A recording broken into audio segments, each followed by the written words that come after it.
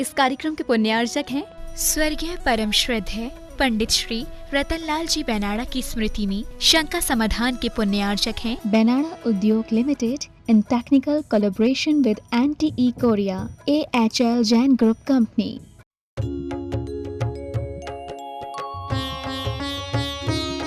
शंका समाधान।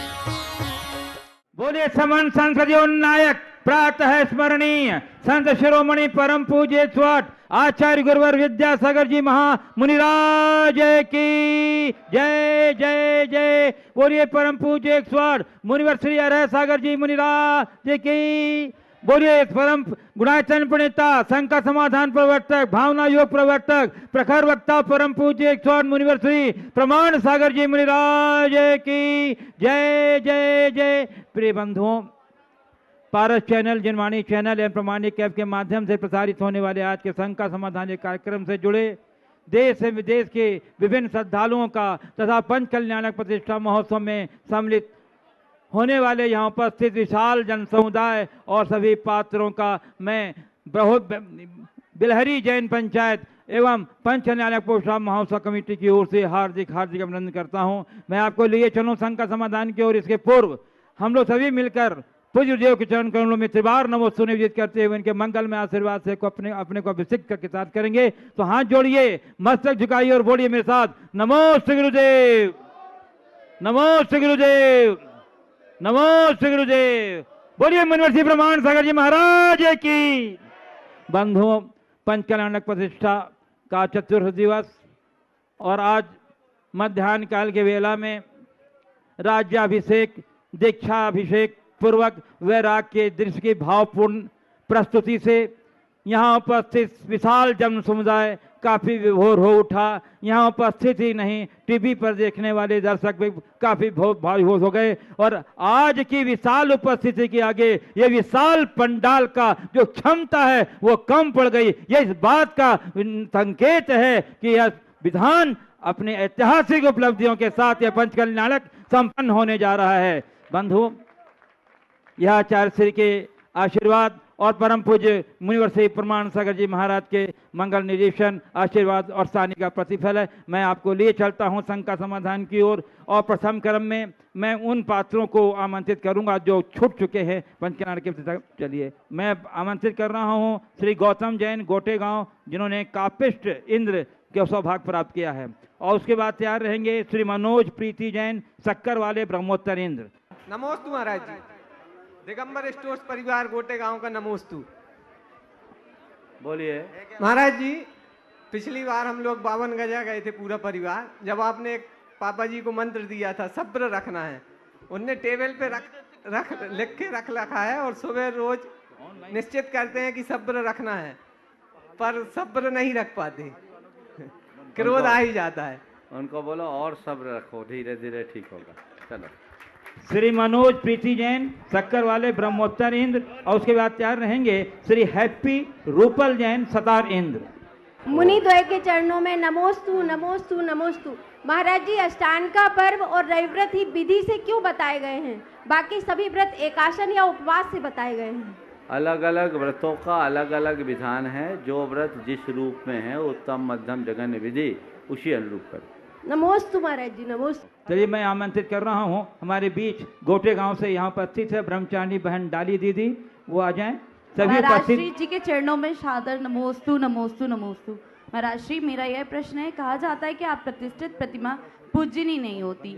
मैं जानना चाहती हूँ कि आकृतिम चित्तालय की मूर्ति किस प्रकार पूजनीय है, उनकी प्रतिष्ठा किसने कराई है? वो अनादि से प्रतिष्ठित है। जब उनकी स्थापना ही अनादि से है तो प्रतिष्ठा भी अनादि से है, इसलिए वो जगत पूज्य। नमोस्तु महाराज श्री। ब्रह्मचारिणी बहन डाली दीदी गोटे गांव। और उसके बाद ब्रह्मचारी बाल ब्रह्मचारी संजय भैया जी कटंगी। युगल मुनि राजों के चरणों में नमोस्तु नमोस्तु नमोस्तु। महाराज श्री, परमात्मा भाग्य नहीं लिखता है। जीवन के हर कदम पर हमारी सोच, हमारे बोल, हमारे कर्म ही हमारा भाग्य लिखते हैं। फिर भी व्यक्ति भाग्य के भरोसे क्यों जीता है? बहुत अच्छा सवाल किया है कि परमात्मा भाग्य नहीं लिखता, हमारी सोच, हमारे बोल और हमारे कर्म ही हमारा भाग्य लिखते हैं। फिर भी लोग पूरे जीवन भाग्य के भरोसे क्यों रहता है? दरअसल उनको अपने भाग्य का सच्चा विश्वास नहीं है और अपने कर्म का भी सच्चा विश्वास नहीं है। जिन व्यक्ति के हृदय में आत्मविश्वास हो जाता है वे कभी भाग्य का रोना नहीं रोते। मैं तो ये कहता हूँ कि कभी हाथ की लकीर मत देखो, भाग्य तो उनका भी होता है जिनके हाथ नहीं होते। समझ गए? कभी हाथ की लकीर मत देखो, भाग्य तो उनका भी होता है जिनके हाथ नहीं होते। हमें कर्मवादी बनना चाहिए। नमोस्तु महर्षि, नमोस्तु। बाल ब्रह्मचारी संजय भैया जी कटंगी और उसके बाद तैयार रहेंगे श्री निकिता शुभम जैन, सुभाष ट्रांसपोर्ट कटनी। आचार्य गुरुवर श्री विद्यासागर जी महाराज की जय। परम पूज्य श्री प्रमाण सागर जी, अरह सागर जी महाराज की जय। महाराज जी, बैराग का प्रसंग है। प्रातःकालीन बेला में आपका मार्मिक उद्बोधन सुना। चतुर्थ काल में जब व्यक्ति को वैराग्य होता था तो वह गुरु से दीक्षा ले लेते था या स्वयं दीक्षित हो जाता था, लेकिन पंचम काल में ऐसी व्यवस्था नहीं है। दीक्षा का भाव होता है, वैराग्य का भाव होता है, तो बहुत सारी संयोजनाएं होती हैं। इतने में उसका वैराग्य कम हो जाता है, तो इसके लिए क्या करना चाहिए? देखिए, बहुत ही महत्वपूर्ण सवाल आपने किया और ये स्थिति मुझे लगता है आप जैसे अनेक भाई बहनों के साथ हो रही है। ये पंचम काल है। यद्यपि दीक्षा की संपूर्ण विधि आंतरिक होती है और अंतरात्मा के वैराग्य के फलस्वरूप दीक्षा प्रकट होती है। जब अंतरंग में तीव्र वैराग्य होता है, दीक्षा तो उसी समय घट जाती है, पर हमारी समस्त क्रियाएं देश काल के हिसाब से चलती है।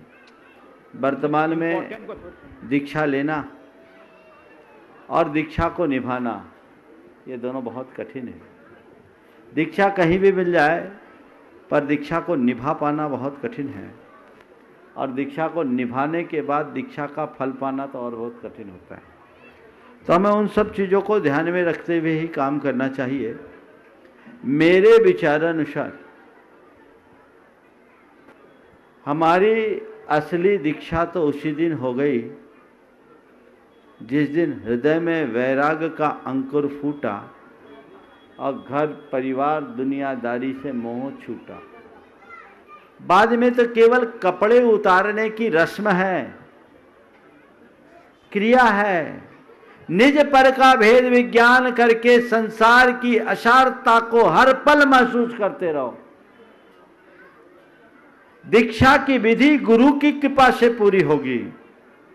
जब उनकी कृपा मिलेगी तो मिलेगी, वो मेरे हाथ में नहीं है, उनके हाथ में है। लेकिन मेरी परिणति को मैं बनाए रखूं, बचाए रखूं और उत्तरोत्तर बढ़ाऊं, ये मेरे हाथ में है। तो उसे बना के रखो। तन के कपड़ों को केवल ऊपर का आवरण समझो, अंदर से कुछ मत समझो। तो दीक्षा का एक अलग आनंद होगा जब मिलेगी, दीक्षा मिलेगी। मैंने अपने आप को गुरु शरण में अर्पित कर दिया, मेरी दीक्षा हो गई। गुरु ने जो मार्ग बताया उसमें बढ़ गया, मेरी दीक्षा हो गई। अपनी विशुद्धि को मत घबराओ। और एक बात और बताता हूं, कपड़े उतारे बिना दीक्षा नहीं होती, मानता हूं, पर केवल कपड़े उतारने का नाम दीक्षा नहीं है, ये भी ध्यान रखना। कपड़े उतार लेना मात्र दीक्षा नहीं है।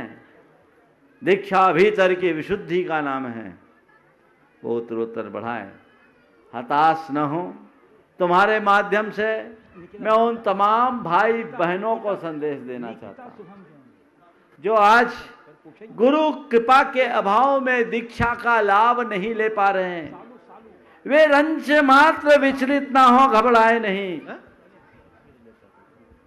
अंदर के वैराग्य को संभाल कर रखे, निज पर के वेद विज्ञान को मजबूत बनाए रखें। हमारी दीक्षा अपने आप सार्थक हो।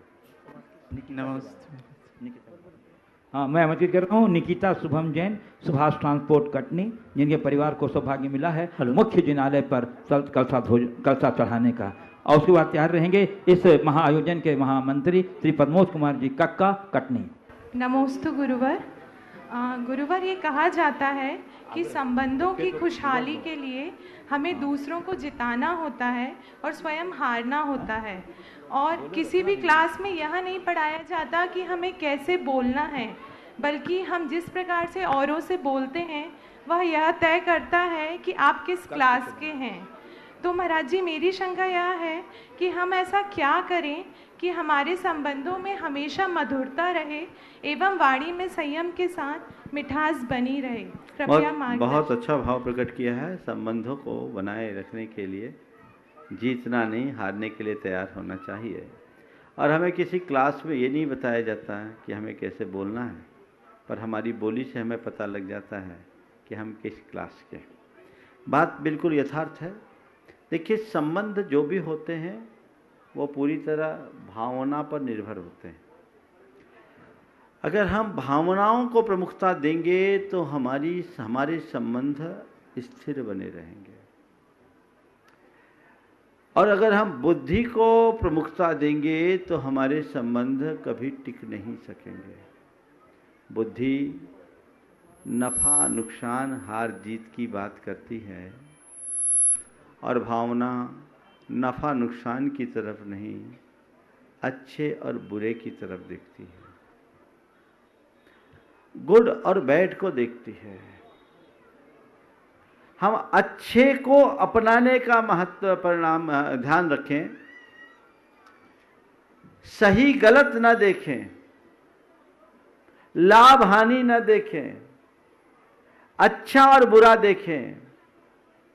यदि गलत का परिणाम भी अच्छा है तो स्वीकार लें, और सही होने का परिणाम भी गलत हो तो अपने आप को दूर कर लें। आपने कहा है संबंध तभी मधुर होते हैं जब हम हारने के लिए तैयार हों। तो मैं आपको यही कहूँगा, सही गलत से दिमाग हटाइए, अच्छे और बुरे को हमेशा अपनाइए। मैं सच्चा वो झूठा ये दिमाग से हटा दीजिए। सच्चा से ज्यादा महत्वपूर्ण अच्छा है। जिसका परिणाम अच्छा वो सबके लिए अच्छा, ये दृष्टि अपने अंदर रखो। परिणाम बुरा तो सही होने पर भी वो बुरा है, ये धारणा अपने मन में जगाइए। दूसरी बात, वाणी में मधुरता। वाणी में मधुरता तभी आप ला सकेंगे जब आप अपने वचनों के प्रहरी बनोगे। जो कुछ भी हम बोलें, बोलने के पहले तौलें। उसके लिए एक अभ्यास बनाना होगा। भावना योग इसमें बड़ा मददगार है। आप एक वाक्य बार बार दोहराइए। कम बोलो, धीमा बोलो, मीठा बोलो, या बोलने के पहले तौलो।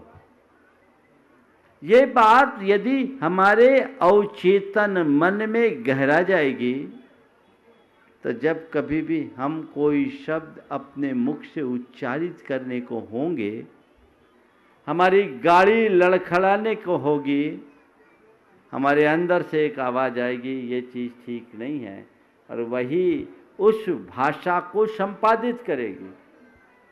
इसके बावजूद यदि हमसे कुछ गलत निकल जाए, उसका एहसास होते ही सामने वाले से क्षमा मांगो। और यदि ये भी संभव नहीं है तो सोने से पहले दिन भर के विचारों को एक बार दोहराओ, रिकॉल करो, और देखो कि मैंने आज किस किस के साथ गलत कहा है। जिन सब के प्रति भी गलत कहा, मन ही मन अपनी निंदा करो, परोक्ष रूप से उससे क्षमा मांगो। नोट करके रख लो कि मिलेगा तो हम बता देंगे, भैया आपसे मैंने ऐसा बोल दिया, ऐसा मुझे नहीं करना था। 9 बार नमोकार मंत्र जपो, अपने आप को दंडित करो और संकल्प दोहराओ कि अब मैं इसकी पुनरावृत्ति नहीं करूंगा। तो ये जागरूकता आपके वचन व्यवहार को नियंत्रित करेगी, और धीरे धीरे आप अपने वाणी में माधुर्य को स्थापित करने में समर्थ हो सकें। श्री प्रमोद कुमार जी जैन, शास्त्री परिवार कटनी, महामंत्री पंच कल्याण परिषद महोत्सव समिति। उसके बाद तैयार रहेंगे श्रीमती शालू जैन, अध्यक्षा महिला परिषद कटनी, और श्री शैलेंद्र जैन कंजे, उपाध्यक्ष जैन पंचायत कटनी। गुरुदेव के चरणों में अनंत कोटि नमोस्तु। गुरुदेव इस कलिकाल में भी, इस पंचम काल में भी चतुर्थ काल सम मुनि आचार्य भगवंत विद्यासागर जी महाराज के वो मार्मिक प्रवचन और आत्मिक उद्बोधन इस प्रांगण से फलीभूत हो रहे हैं। मैं देख रहा हूँ आज का परिदृश्य। गुरुदेव गर्भ कल्याणक में इतनी भीड़ नहीं थी, जन्म कल्याणक में भी इतना रस नहीं था, लेकिन वीतरागता की पुष्टि करने के लिए पूरा का पूरा जनसमूह उस वीतरागता की समर्थन करने के लिए यहाँ पे आपके चरणों में इकट्ठा हुआ है, भगवान की दीक्षा देखने के लिए इकट्ठा हुआ है। ये गुरुदेव की अनन्य कृपा इस समाज के ऊपर है। उनके चरणों में इस समय में अनंत कोटि इस परिसर से नमोस्तु भेजता हूँ। गुरुदेव, आपका वो दृष्टि बिलहरी के लिए प्रतिफलित हुई और बिलहरी आज धन्य हुई। गुरुदेव, आज के दीक्षा कल्याणक का दृश्य बहुत ही मार्मिक और पुण्यवर्धक होता है, ऐसा कहा गया है। आचार्य भगवंत के शमोशरण में 95 में पिताजी ने समाधि मरण करने के भाव व्यक्त किए और प्रतिदिन गुरुदेव का जो उपदेश और उनकी जो ऊर्जा बढ़ाने की विधि मैंने देखी है वो अपने आप में अकल्पनीय है। कैसे कैसे करके छपक को उठाया जाता है और उसके आत्मबल को बढ़ाया जाता है, वो परिदृश्य और आज इस दीक्षा के समय में वो परिदृश्य दोनों में देखकर भीतर से अलग से उछाया आता है। हे गुरुदेव, मेरा वो उछाए सार्थक हो और मैं उस दिशा में कैसे बढ़ सकूं, आपके चरणों में नमोस्तु करते हुए भावना व्यक्त करता हूँ। देखिए, बात आपने एक बहुत ही पते की। दीक्षा कल्याणक में सबसे ज़्यादा भीड़ आज दिख रही है। मैं जब उत्तर भारत में था तो वहाँ पंच कल्याणक में सबसे ज़्यादा भीड़ जन्म कल्याणक को। भगवान के जन्म में सब आए, नाच गान करके भक्ति भाव प्रकट करके चले जाए। जन्म कल्याणक हो गया यानी काम खत्म। मैंने वहाँ एक बात कही थी कि देखो कितना बड़ा अंतर है बुंदेलखंड में और भारत के इस विभाग में। जन्म राग है और दीक्षा वैराग्य है। उधर लोग राग के प्रति झुकाव रखते हैं और ये बुंदेली धरती की सौंधी महक वैराग्य को फैलाती है। जय जय गुरुदेव। यहाँ वैराग्य को झुकाव है। तो मैं एक ही बात कहूँगा कि एक वैभव के पीछे भाग रहा है और एक वैराग्य के तरफ भाग रहा है। दोनों में बड़ा अंतर है। आप सबका तप कल्याणक और तप कल्याणक से कल और लोग आएंगे, बढ़ती है संख्या। मैं तो बहुत पंच कल्याणक देखा हूँ, कराया भी हूँ बुंदेलखंड में। ये इस बात का द्योतक है कि आज भी इस धरती के लोग वैराग्य को ही अपना इष्ट मानते हैं और यही संस्कार अपने हृदय में ज्योतित रखिए। हे प्रभु, मेरे अंदर मेरे हृदय में वैराग्य का वह अंकुर हमेशा फूटते रहे जिसके बल पर मैं अपने जीवन का उत्थान कर सकूं। ये भावना होनी चाहिए। पंडित जी साहब ने तो उसी वैराग्य के बल पर अपनी समाधि कर ली। आपके एक भाई साहब ने भी समाधि कर ली। बिल्कुल बात। आप लोग भी यही लक्ष्य रखिए, हालांकि उसी साधना में लगे भी हैं और यही इसकी सार्थकता है। नमोस्तु। श्रीमती शालू शैलेंद्र जैन अधिपस्थित नहीं है तो उसके बाद तैयार रहेंगे कवि अजय अहिंसा। है बोलो। शालू शैलेंद्र है तो हाँ जी। और उसके बाद तैयार रहेंगे कवि अजय अहिंसा एडवोकेट बाकल। नमोस्तु महाराज जी, नमोस्तु नमोस्तु।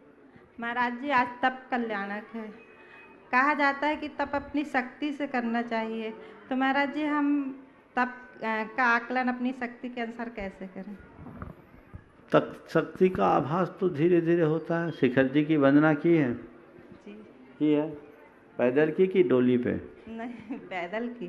शक्ति थी कि बिना शक्ति के की? बोलो। शक्ति से की महाराज जी, और 100 से ज़्यादा हो गई है वंदना। हो गई ना, देखो। अब आपसे कहा जाए कि यहाँ से कटनी पैदल जाना, तो जाने को तैयार होगी? नहीं। क्यों? आपके साथ चल। हाँ, मतलब क्या है, शिखर जी में तो 9 किलोमीटर चढ़ना, 9 किलोमीटर की वंदना, 9 किलोमीटर उतरना, 27 किलोमीटर। बिलहरी से कटनी तो 17 किलोमीटर, 16 किलोमीटर। तो शक्ति तो रहती है, हमारे मन का मोह उसे प्रकट नहीं होने देता। जिसमें हमारी रुचि होती है वहाँ पूरी शक्ति खप जाती है, और जहाँ रुचि कम होती है वहाँ शक्ति दिखती नहीं। तो अपनी रुचि जगाइए। अभी देखो पंचकल्याणक में लोग जी तोड़ मेहनत कर रहे हैं, क्यों? रुचि है। तो रुचि ही शक्ति को जगाती है। अगर हम मोक्ष मार्ग में आगे बढ़ें, अपनी रुचि को प्रगाढ़ बनाए, तो हमारी शक्ति अपने आप जगेगी और अब धीरे धीरे बढ़ेंगे। हाँ, कई बार शारीरिक शिथिलताएं आड़े आ जाती, कोई रोग हो, कोई बीमारी हो, तो उसकी प्रतिक्रियाएं अगर शरीर में होने लगे तो हमारे यहाँ युक्ति बहुत पुरानी, कीजिए शक्ति प्रमाण, शक्ति विनाशन था। तो चलिए। नमोस्तु। कवि अजय अहिंसा एडवोकेट बाकल भत्यारेंगे श्री संजय मोदी बाकल। नमोस्तु महाराज जी। चाहे नहीं गीत गज़ल कविता गा कर के बहुत प्रशंसा पाऊं, चाहे तो केवल इतनी गुरुवर जब तेरे चरणों में आऊं, एक बार देख लेना गुरुवर जब मैं तुमको शीश नवाऊं। हे पूज्य गुरुदेव, पूज्य प्रमाण सागर जी महाराज, आपके पावन चरणों में तरबार पूर्वक नमोस्तु। मुझे 1988 का वो दिन याद है जब हम आपके साथ जंगल में चल रहे थे। एक शेर आ गया था, हम लोग डर रहे थे, मगर महाराज श्री आपकी बहुत कृपा रही, शेर आया, हम बहुत डरते रहे। आज हम ये नहीं समझ पा रहे हैं कि ये बोई वाले महाराज हैं या और कोई महाराज हैं। महाराज श्री सपनों में कई बार हमारे बाकल के समाज के बहुत सारे लोग आए हैं, मनोज मोदी जी, सिंगई नरेंद्र जी, और भी बहुत सारे लोग हैं, पवन जी हैं, और बाकल के आसपास बहुत सारे लोगों की भावना है कि आपके चरणों के निकट हमारे बाकल का मंदिर का शिलान्यास हो, साथ में हमारे बोहरीबंद भगवान का महामस्तकाभिषेक आपके चरणों के सानिध्य में हो। तो ऐसी हम लोगों की मंगल भावना कब पूरी होगी महाराज श्री, आप बताएं। नमोस्तु महाराज। ओम। अब बोल रहे हैं कि हमें यह विश्वास नहीं हो रहा कि महाराज वो ही हैं। देखो, ऊपर देखोगे तो सब बदला दिखेगा, और भीतर देखोगे तो सब कुछ वही दिखेगा। यही संसार का खेल है। जो दिख रहा है वह सब परिवर्तनशील है। विडंबना यह है कि जो अपरिवर्तनीय है वो दिखता ही नहीं। उसे देखने की कोशिश करो। ऊपर से देखने में महाराज ही नहीं बदले, सब बदल गए। समझ के? एक भाई मिला था कुछ दिन पहले, बोले महाराज आपके 25 साल पुराने प्रवचन और अब के प्रवचन में तो बड़ा अंतर आ गया महाराज, आप तो एकदम बदल गए। मैंने कहा तू वहीं का तो वहीं रह गया। तुम तो बदलो। जीवन को आगे बढ़ाने की बात है। आपने बात की 1990 की बात है, कुंडलपुर से लौट करके आ रहे थे बाकल की ओर बोरीबंद के लिए, और वो घड़ी थी 91 की बात है। एक गेस्ट हाउस में रुके हुए थे, इमलिया गांव था, है ना जी। हाँ, शेर तो नहीं था, चीता था पास में। वो अपना काम कर रहा था, हम लोग अपना काम कर रहे थे, बियावान जंगल था। तो ये चीज़ें होती हैं और ये जीवन के अनुभव होते हैं। वो हम लोगों के प्रारंभिक दिन थे। दिन बनते हैं, बदलते हैं, सब बदलता है, बाहर सब बदल रहा है। इस बदलते जगत को देखकर हम यदि अपने जीवन को बदलना शुरू कर दें तभी सार्थक हो। श्री संजय जी मोदी बाकल, बोहरीबंद बाकल का हाँ विचार करेंगे। उसके बाद तैयार रहेंगी बाल ब्रह्मचारिणी बहन रचना दीदी, जो अपनी सेवा प्रतिभा स्थली जबलपुर में दे रही हैं। मेरे समेत समस्त बाकल और बोहरीबंद समाज का आपके श्री चरणों में त्रैवार नमोस्तु। महाराज श्री, कोई कहता है जिंदगी प्यार का गीत है, इसे हर दिल को गाना पड़ेगा। तो कोई कहता है जिंदगी गम का सागर भी है, हंस के उस पार जाना पड़ेगा। कोई कहता है जिंदगी की न टूटे लड़ी, प्यार कर ले घड़ी दो घड़ी। तो कोई कहता है जिंदगी कैसी है पहेली हाय, कभी ये रुलाए कभी ये हंसाए। मेरी शंका ये है कि महाराज जी एक्चुअल में जिंदगी है क्या और इसे हम कैसे जिएं, कृपया समाधान चाहिए। नमोस्तु महाराज जी। बहुत अच्छी बात आपने की है। अलग अलग गीतों में जिंदगी प्यार का गीत है, जिंदगी गम का सफ़र है, और इसे हर दिल को गाना पड़ेगा। और आगे का बोलो। जिंदगी की न टूटे लड़ी, हाँ। प्यार कर ले घड़ी दो घड़ी। और चौथी, जिंदगी कैसी है पहेली हाय, कभी ये हंसाए कभी ये रुलाए। बस जिंदगी के विषय में अगर पूछो तो मैं यही कहूँगा, जिंदगी एक ऐसा बहुरंगी पुष्प है जिसमें खुशी भी है, गम भी है, अच्छाई भी है, बुराई भी है, उत्थान भी है, पतन भी है, यश भी है, अपयश भी है, हार भी है, जीत भी है, और इन सब का समवेत रूप ही जिंदगी। नमोस्तु महाराज जी। देखिए अभी बड़े बोहरीबंद की बात कर रहे थे भैया। बोहरीबंद में तो चतुर्मास किए हैं, 2003 का चतुर्मास हुआ, और कहीं जाए या न जाए बोहरीबंद की वंदना का भाव तो है ही। जय हो। अब 35 किलोमीटर दूर भर बचे हैं, अब वहाँ जाकर के भगवान शांतिनाथ के चरणों में न जाए ऐसा नहीं हो सकता। इसलिए अब आगे की बात मत करो, शांतिनाथ भगवान के दरबार में जरूर जाएंगे और एक शंका समाधान उनके चरणों से होगा, इसमें कोई बात नहीं। नमोस्तु महाराज जी। समय आएगा आपको बता दिया जाएगा। चलिए। मां बाल ब्रह्मचारिणी बहन रचना दीदी, और उसको आचार्य रहेंगे कुमारी कृति जैन, जिसे अष्ट कुमारी बनने का सौभाग्य प्राप्त हुआ। परम उपकारी आचार्य भगवान के श्री चरणों में कोटिशः नमोस्तु नमोस्तु नमोस्तु। मुनिश्री के चरणों में बारंबार नमोस्तु नमोस्तु नमोस्तु। गुरुजी, ऐसा कहा जाता है कि गुरु का एक हाथ भक्त के हाथ में रहता है और दूसरा हाथ भगवान के हाथ में रहता है। तो गुरु में ऐसा क्या है जो भक्त को भगवान बना देता है? गुरु की ऐसी क्या महिमा है? उनकी महिमा हम सभी जानना चाहते हैं। नमोस्तु। देखिए, गुरु की महिमा की बात आपने की, बिल्कुल सही है। एक हाथ भक्त की और एक हाथ भगवान की तरफ, और गुरु कुछ नहीं करते, भक्त के हाथ को पकड़ करके भगवान के हाथ से जोड़ देते हैं और खुद को बगल कर लेते हैं। यही गुरु का महत्व। आपने गुरु की महिमा की बात की है, गुरु की महिमा गाने जाऊं तो बहुत समय लगेगा। बस गुरु की महिमा वर्णी न जाए, गुरु नाम जपो मन वचन काए। गुरु वो शिल्पी हैं जो पत्थर को भगवान बनाते हैं। गुरु वो कारीगर हैं जो तंतु को वस्त्र बनाते। गुरु वे स्वर्णकार हैं जो सोने को हार में बदल दे, और गुरु वो कुंभकार है जो मिट्टी को मंगल कलश का रूप देते। पामर को परमेश्वर बनाने का मार्ग गुरु दर्शाते हैं। हम गुरु के मार्ग का अनुकरण करें, गुरु की शरण को पाएं और गुरु का हो जाए, तब हमारे जीवन में कुछ हो सकता है। गुरु को पाना और गुरु का होना, इसमें बड़ा अंतर है। गुरु को पाने वाले बहुत लोग होंगे, पर गुरु का होने वाले लोग बहुत विरल होते हैं।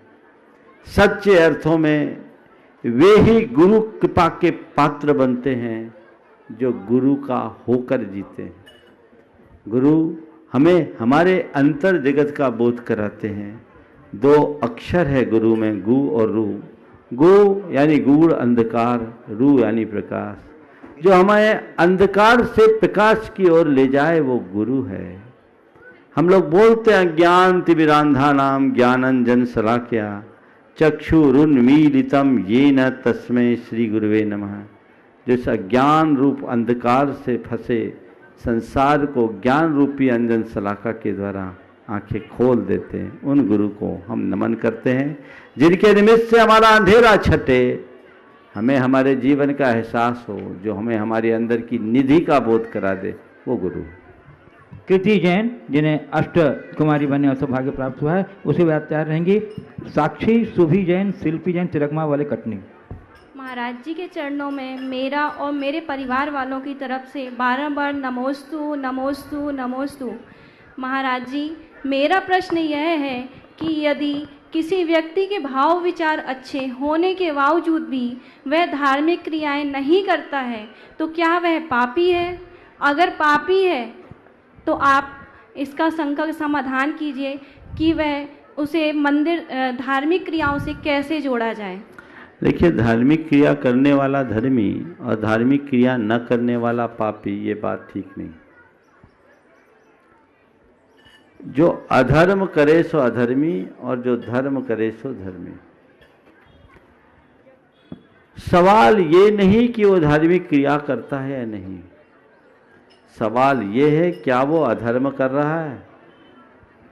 यदि अधर्म कर रहा है तब ही हम उसे अधर्मी कहेंगे, धर्म नहीं करने पर वो अधर्मी नहीं होगा।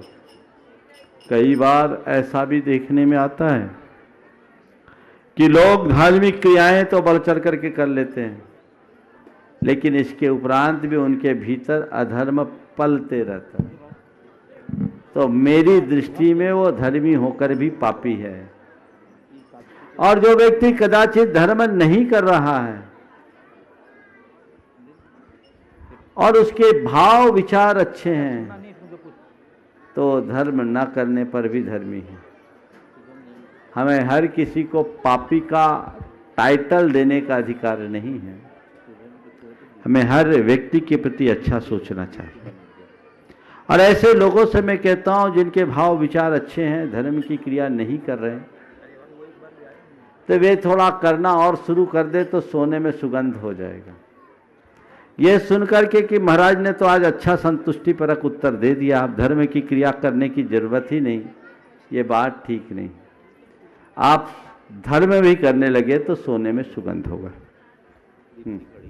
साक्षी शुभी जैन, शिल्पी जैन, तिलकमा वाले, और उसके बाद तैयार रहेंगे दीप्ति मनोज जैन, कटनी। गुरुदेव के चरणों में तिलंगा वाले परिवार सकल जैन समाज बनखेड़ी की तरफ से नमोस्तु नमोस्तु नमोस्तु। महायज्ञ नायक परिवार से संबद्ध महायज्ञ नायक परिवार की तरफ से नमोस्तु नमोस्तु।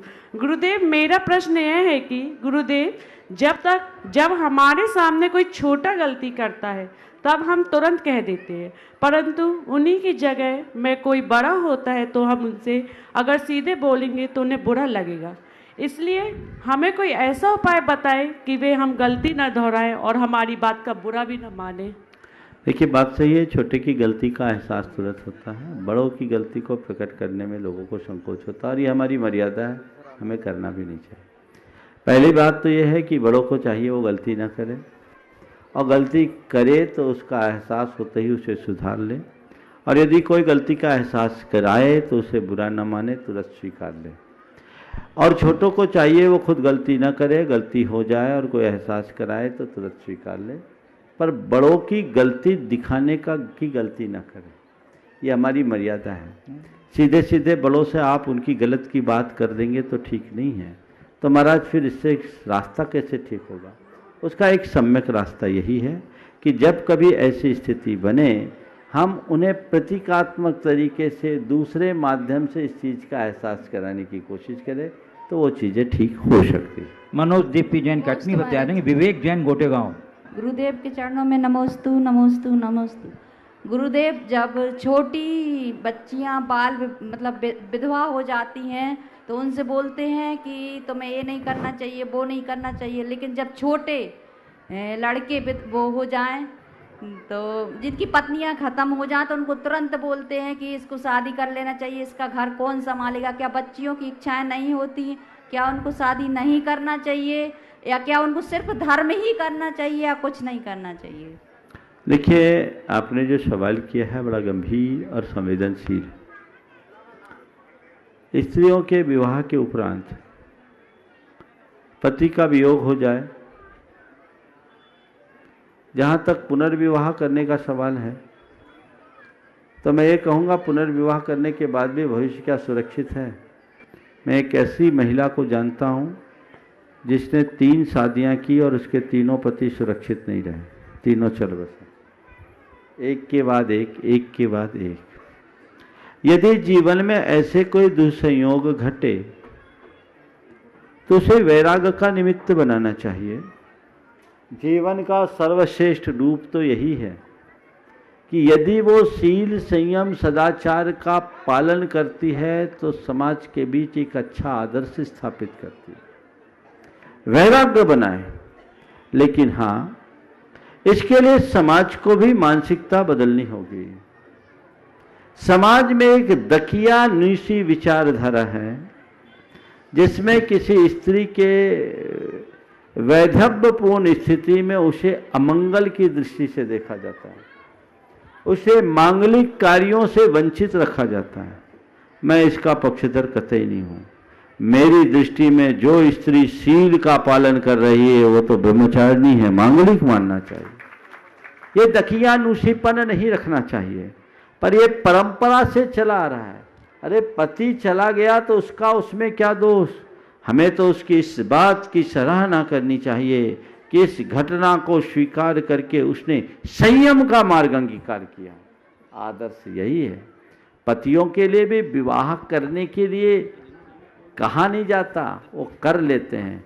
इससे मैं दूसरे अर्थ में ये लेता हूँ कि स्त्रियों से पुरुष कमज़ोर है। स्त्री अकेली अपना जीवन गुजारने में समर्थ है, पुरुष स्त्री के बिना अधूरा है। इसलिए कमज़ोर लोगों के लिए थोड़ा सॉफ्ट कॉर्नर रखा जाता है, जो मजबूत है वो तो सब संभाल ही लेंगे, ऐसा माना जाता है। श्री विवेक जैन गोटेगांव को आचार्य रहेंगे। श्री बालचंद जी जैन जो इस पूरे पंचकानन प्रतिष्ठा के बड़े सूत्रधार हैं, बिलहरी। युगल मुनि राजों के चरणों में नमोस्तु। महाराज जी, इंसान दोनों अवस्थाओं में बेबस रहता है।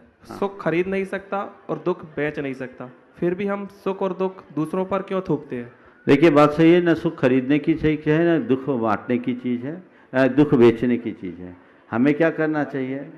सुख बांटना चाहिए और दुख भोगने की कला विकसित करनी चाहिए। यदि आप सुख बांटना सीख जाएं और दुख भोगना सीख लें, दुख सहना सीख लें, तो जीवन ठीक हो जाएगा। श्रीमती सोनू जैन, ऋषभ जैन, प्रणत इंद्र, उस पर आचार्य रहेंगी श्रीमती रागिनी मनीष जैन, ब्रह्म इंद्र। नमोस्तु महाराज जी, नमोस्तु महाराज जी, नमोस्तु महाराज जी। हम सोनू जैन, हमारे आपसे 2 प्रश्न हैं महाराज जी। हमारा पहला प्रश्न ये है, हम जब से हम इस दुनिया में आए तब से हमने ये ही जाना, जब कोई अच्छा अवसर आया तभी हमने दुख को पाया। अच्छे अवसर हर्षित पल में हमारे जीवन में शांति की जगह अशांति की बाढ़ क्यों आती है गुरुवर? और हमारा दूसरा प्रश्न, पहला एक हो जाने दो। जब भी अच्छा अवसर आया अपने मन में दुख को पाया। अच्छे पल, हर्षित पल में शांति की जगह अशांति क्यों आती? देखिए, अवसर चाहे अच्छा हो या बुरा, अवसर न तो सुख देता है न दुख। अवसर के प्रति हमारी जो प्रतिक्रिया होती है वही हमें सुखी और दुखी बनाता है। जैसे आप इंद्राणी बनी, एक अच्छा अवसर मिला जी। कौन सी इंद्राणी है? हम प्राणित इंद्र हैं। प्राणत इंद्राणी है, इंद्रणी इंद्राणी जी है ना। अब प्राणत इंद्र की इंद्राणी बनना भी आपका एक सौभाग्य है। इतने लोगों में तो बहुत कम लोग बन पाए ना जी। लेकिन आप अगर थोड़ा सा सौधर्म इंद्राणी को देखते रहो और कहो अरे वो बन गई, मैं नहीं बन पाया, तो दुख हो जी। और यदि थोड़ा पीछे वाले को देखो और कहो अरे देखो मैं कितना भाग्यशाली, कम से कम इंद्र तो बन गया जी, इंद्राणी तो बन गई, तो आपको सुख है। तो यदि आप अभावों को देखोगे दुखी रहोगे, सद्भाव को देखोगे सुखी रहोगे। तो जो पाया उसको देखो। जब भी अच्छा अवसर आया मन में मैंने दुखी पाया, ये उक्ति बदल जाएगी। जीवन में कोई भी अवसर आए आप मन में आनंद जगाएं, ये प्रयास करें। दूसरा पूछो। महाराज जी, हमारा दूसरा प्रश्न ये है कि हम अपनों से अपनी विश्वास की डोर कैसे मजबूत करें? अपनों से अपनी विश्वास की डोर कैसे मजबूत करें? और हम अपनों को धर्म की राह पर कैसे बढ़ाएं? विश्वास की डोर मजबूत कैसे करें, धर्म की राह पर कैसे बढ़ाएं? आपको पता है पतंग उड़ाने के लिए क्या करना पड़ता है? धागे पर मंजा लगाना पड़ता है ना? जी। तो मंजा लगाने में बहुत सारे सामग्री का प्रयोग करना पड़ता है, कांच का, आपके जा कर के अरारोट का, उसका प्रयोग करके उसमें चावल की माड़ का, चावल का, बहुत सारी चीज़ों का करते हैं, उससे वो मजबूत हो जाता है। तो अपने विश्वास की डोर को मजबूत करने के लिए प्रेम और आत्मीयता का मंजा लगाना होगा, सत्यता का मंजा लगाना होगा। प्रेम, आत्मीयता और सत्यता यदि हमारे जीवन में जुड़ी रहे तो हमारी विश्वास की डोर अटूट बनती है। अपनों को धर्म की राह पर लगाने के लिए कुछ नहीं करना, केवल मंगल भावना बोलनी, अपने मन में भावना भानी है। आप लोगों से मैं एक सलाह जरूर देता हूँ, प्रायः महिलाएं इस बात के लिए दुखी रहती कि उनका पति धर्म नहीं करता या कम करता है।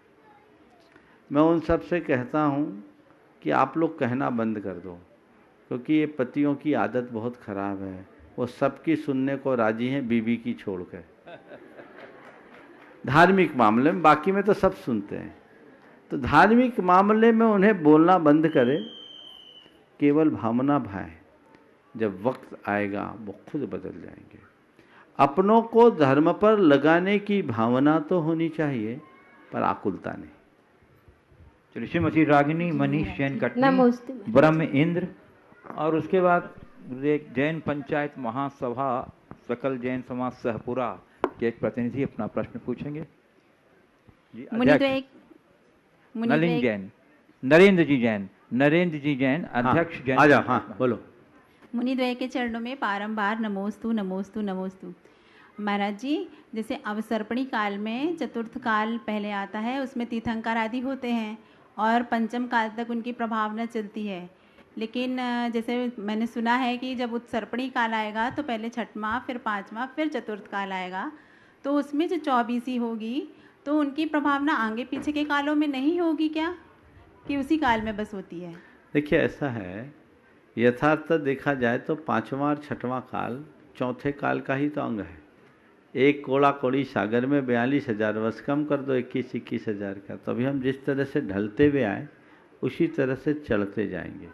उत्सर्पणी काल में 21,000 वर्ष का जो दुखमा काल है वो तो यहाँ जैसा ही रहेगा। उसके बाद जो दुखमा काल होगा उसमें भी 20,000 वर्षों तक कोई मानवीयता नहीं रहेगी, मानवीय सभ्यता नहीं रहेगी। मनुष्य नग्न विचरण करेंगे, जंगलों में रहेंगे, कंदमूल खाएंगे, कच्चा मांस खाएंगे।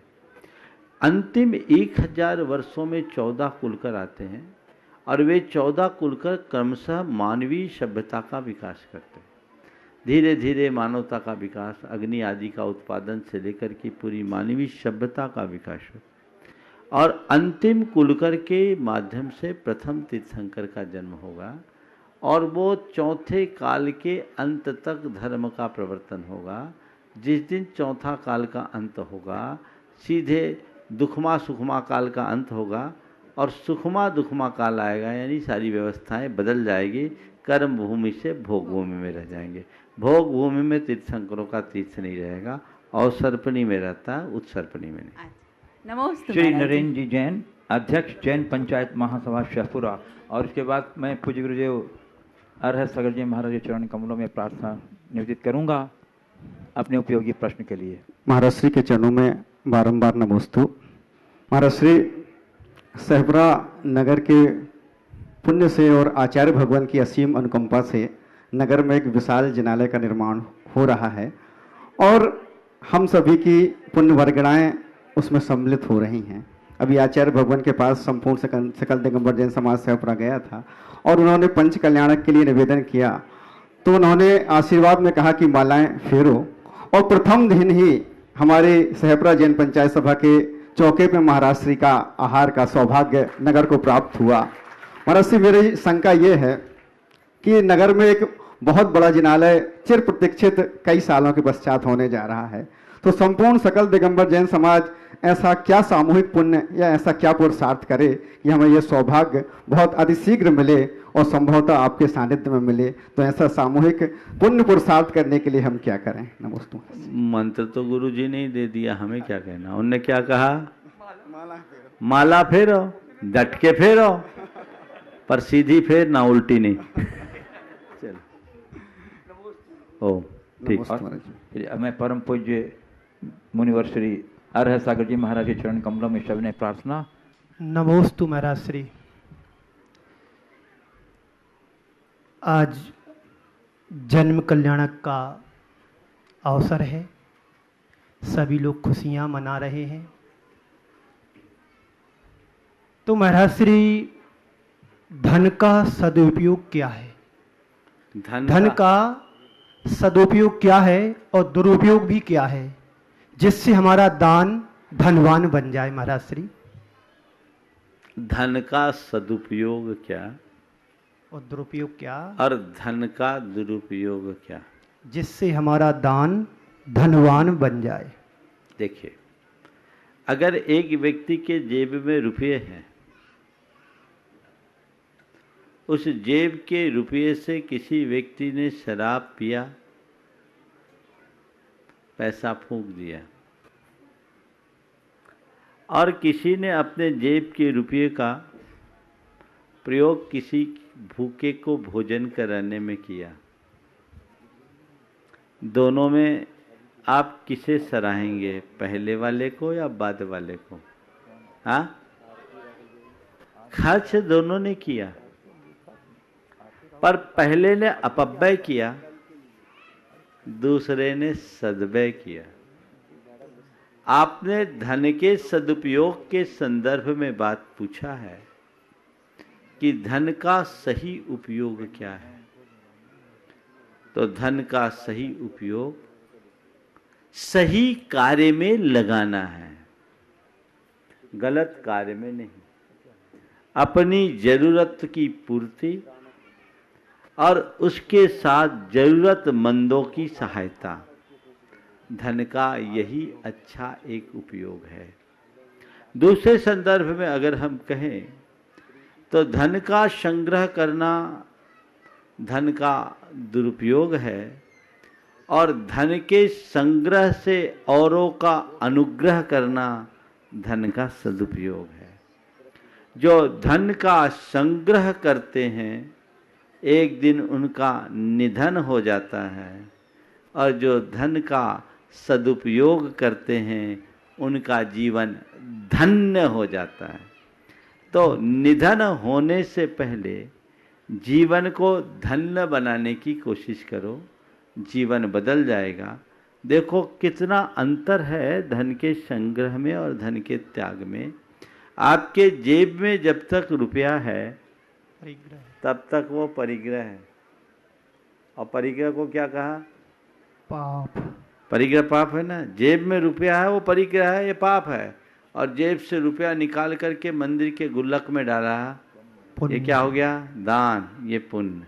तो बस पाप को पुण्य में बदलना है, तो इसका सही उपयोग करें। कोई ऐसा एक संस्मरण सुनाए आप, जो गुरुजी से आपने सुना हो दान के बारे में, बहुत आवश्यक है। आप शायद अमरकंटक में रहे होंगे, वो वाला संस्मरण सुनना चाहता हूँ। दान करो। देखो, महाराज जी ने एक प्रकरण कहा, बहुत अच्छी बात है। अमरकंटक में संघ का प्रवास था। एक युवक 3-4 दिन से वहीं रुका हुआ था। एक क्षुल्लक जी उसे लेकर मेरे पास आए, बोले महाराज जी आप इसे कुछ समझाओ, इसकी दशा बड़ी विचित्र है। मैंने उससे बात की। वो युवक मध्य प्रदेश के ही एक बड़े नगर का था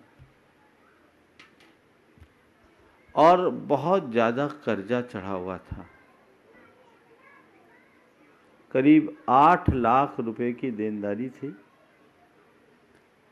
गुंडे बदमाशों से उसने पैसा ले रखा था। उसकी 3 जवान बेटियां थी, उनके ऊपर भी लोगों की कुदृष्टि गड़ गई थी। कर्म का उदय था, लोगों से कर्जा लेकर वो 1 गठान माल लेकर के गया। इंदौर का निवासी था। रास्ते में उसकी गठान भी चोरी हो गई। जब दुर्दिन आते हैं तो सब तरफ से आते हैं। वो भाग करके जबलपुर आया। इंदौर में बहुत सारे लोगों से सहायता की अपेक्षा की, किसी से उसे अनुकूल सहायता नहीं मिली। भाग करके जबलपुर आया। जबलपुर में अपने किसी परिचित के यहाँ रुका और परिचित के यहाँ रुकने के बाद एक मुस्लिम भाई से उनकी दोस्ती हुई, मित्रता हुई। उससे अपनी सारी आप बीती बात सुनाई। उसने कहा कि तुम इस्लाम कबूल कर लो, हम तुम्हारा सारा कर्जा चुका देंगे। मरता क्या नहीं करता। उसका मन इस्लाम कबूलने के लिए हो गया, पर अचानक उसके अंदर का कोई संस्कार जागा और उसने सोचा ऐसे इस्लाम कबूल करने से अच्छा है कि मैं आत्महत्या कर लूं। और वो आत्महत्या करने के इरादे से भेड़ाघाट पहुंच गया। भेड़ाघाट में जाने के बाद फिर उसका मन फिरा कि अब मरना तो है ही, कम से कम एक बार गुरुदेव के दर्शन कर लूं। वो लौटा, उसका पुण्य जागा और बस में सवार होकर जबलपुर से सीधे अमरकंटक आया। 3 दिन से रुका हुआ था। उसने अपनी बात छुल्लक जी से बताई। छुल्लक जी के माध्यम से जब वो मेरे पास आया, आप बीती मुझे सुनाई तो मुझे बड़ा दुख हुआ। मैंने उसको गुरुदेव के चरणों में ले जाकर उसकी सारी कथा सुनाई। जब गुरुदेव से कहा तो गुरुदेव ने कहा इससे कहो कुछ दान करे। देखो, जिस आदमी के पास खाने को नहीं है, जो आत्महत्या करने के लिए तैयार है, मरने जा रहा है, वो व्यक्ति उस व्यक्ति से कह रहे कि उससे कहो कुछ दान करे। मैंने उससे पूछा भैया तेरे पास कुछ है? बोला 500 रुपया है। हमने कहा कुछ दान करने के भाव? बोले पूरे कर दूंगा। उसने ये भी नहीं सोचा कि आगे मेरा क्या होगा।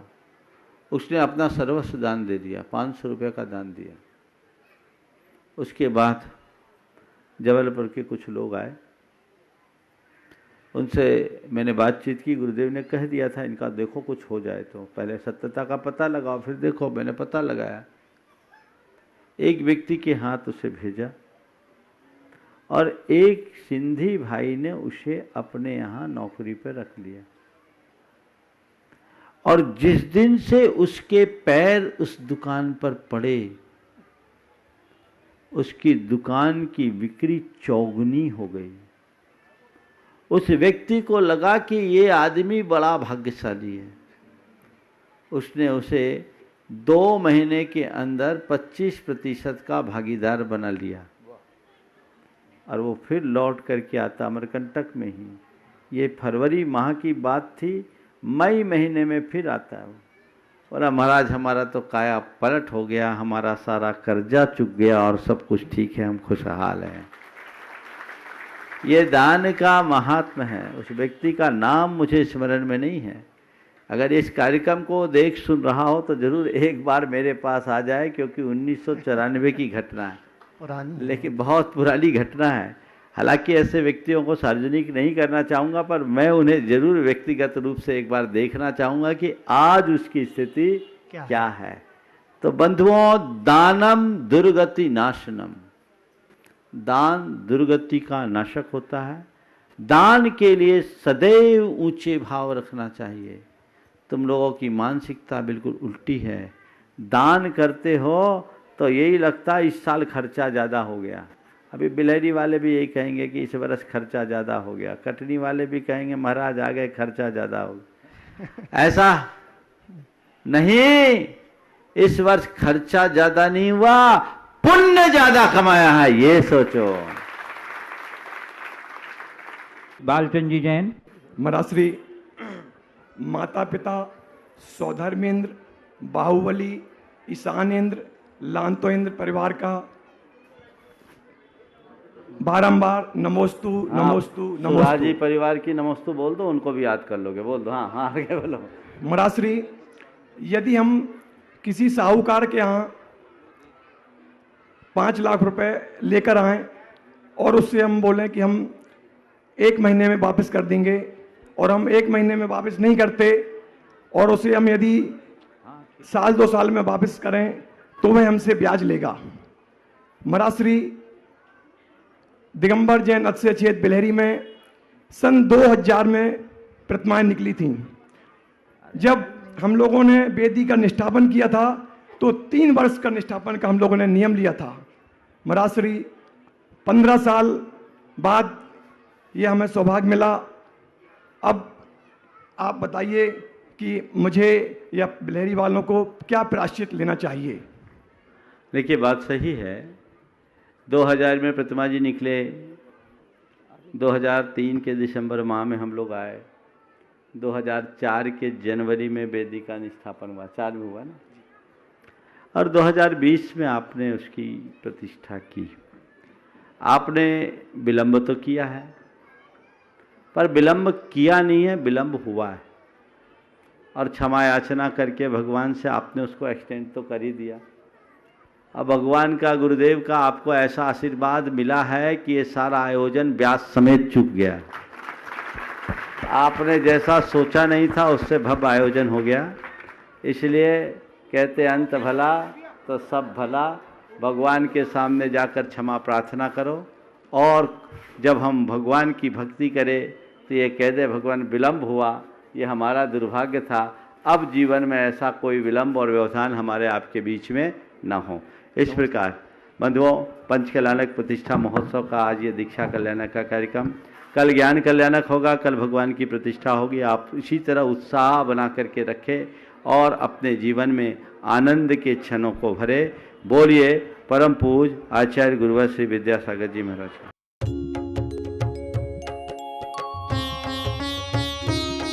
शंका समाधान।